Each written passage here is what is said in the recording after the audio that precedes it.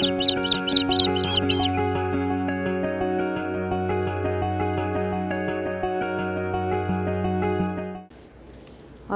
இயேசு கிறிஸ்துவின் நாமத்தில் OLS சார்பாக உங்களை சந்திப்பதில் பெருமகிழ்ச்சி அடைகிறேன். இன்றைய தியான வசனம் மத்தேயு 26ஆம் அதிகாரம் 41வது இறைவசனம். உங்கள் மனம் ஆர்வமுடையதுதான், ஆனால் உடல் வலுவற்றது.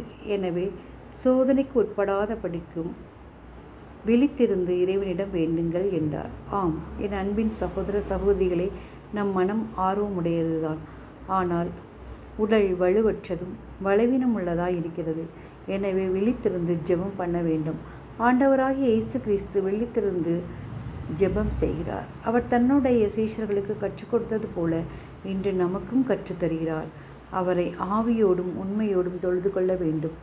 எபேசியர் 6ஆம் அதிகாரம் 12ஆம் இறை வார்த்தையில், ஏனெனில் நாம் மனிதர்களோடு மட்டும் போராடுவதில்லை, ஆட்சி புரிவோர், அதிகாரம் செலுத்துவோர், இருள் நிறைந்த உலகின் மீது ஆற்றல் உடையோர், வான்வெளியில் உள்ள தீய ஆவிகள் ஆகியவற்றோடும் போராடுகின்றோம் என்கிறார்.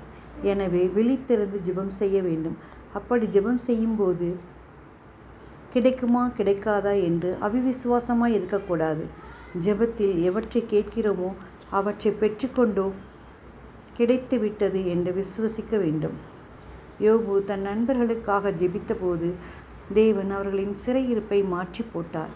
எலியா ஜெபித்த போது அக்கினி இறங்கி சுட்டெரித்து போடப்படுகிறது. அன்னாள் தேவ சமூகத்தில் அழுது ஜெபித்த போது அவள் ஜெபத்துக்கு பதிலாக சாமுவேலை கொடுக்கிறார். பவுலும் சீலாவும் ஜெபித்த போது சிறை கதவுகள் திறக்கப்படுகின்றது. சபையார் பேதுருவுக்காக ஜெபித்த போது சிறை கதவுகள் திறக்கப்பட்டு அவர்கள் கூடியிருந்த இல்லத்திற்கு அழைத்து செல்லப்படுகிறார். இன்று நாமும் அவருடைய சமூகத்தில் விழித்திருந்து ஜெபிப்போம். அப்படி ஜெபிக்கும் போது பதில் வர தாமதமானாலும் காத்திருந்து ஜெபம் செய்வோம். அவருக்காய் காத்திருக்கும் பிள்ளைகள் ஒரு நாளும் வெட்கப்பட்டு போவதில்லை. நிச்சயமாகவே முடிவுண்டு. நம்பிக்கை வீண் போகாது. நாம் தொடர்ந்து ஜெபிப்போம். நாம் தொழுது கொள்ளும் தெய்வம் கல்லோ மரமோ அல்ல. அவர் ஜீவனுள்ள தேவன், ஜீவிக்கிற தேவன், இன்றும் நம் மத்தியில் வாழ்கிறவர். சிந்திப்போம், வாழ்வாக்குவோம். நாம் ஜெபிப்போமா? எங்கள் அன்பின் பரலோக பிதாவே, அப்பா, அந்த நாளை தந்த கிருபைக்காய் உமக்கு நன்றி செலுத்துகிறோம். இந்த நாளிலும் இந்த வார்த்தையோடு எங்களோடு கூட நீ பேசி கொண்டிருக்கிறீரே, அதற்காய் உமக்கு நன்றி செலுத்துகிறோம்.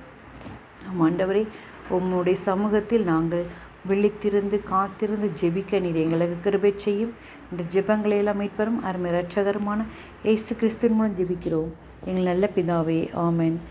இன்று தேவனுடைய சமூகத்தில் காத்திருக்கும் பிள்ளைகளாக உங்களை வாழ வாழ்த்துகிறேன். Praise the Lord.